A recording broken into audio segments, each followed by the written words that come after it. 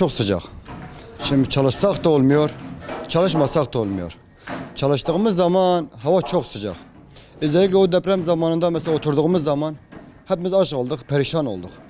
Şimdi bu hava sıcaklığı olduğu zaman mecburen çalışıyoruz. Şimdi bir gün çalışmadığımız 2 gün aç kalıyoruz. Ben tek değil ya, genel bütün arkadaşlar öyle yani, bütün inşaatçılarımız, arkadaşlarımız hepsi öyle.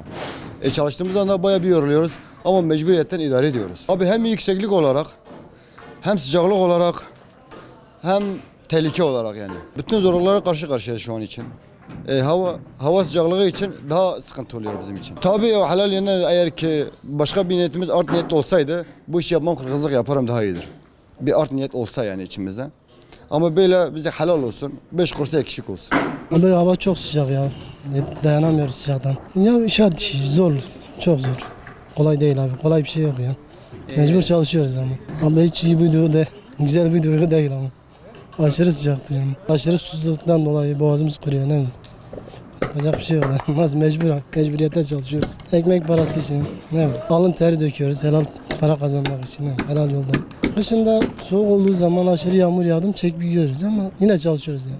Gerektiği zaman çalışıyoruz yağmurda. Yani daha aşırı sıcaklık. Çünkü şu an daha fazla çalışma imkanımız yok. Zorla çalışıyoruz yani. Ama mecburiyetten yani. Bizim iş hep zordur hocam. Yani kalıp hambalıktır yani.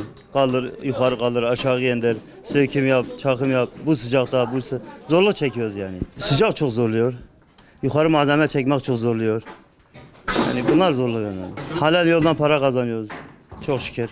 Ekmek teknemiz burada, rızkımız burada. Alın terini döküyoruz. Mecbur bu işi yapıyoruz. Başka yapacak bir işimiz yok yani.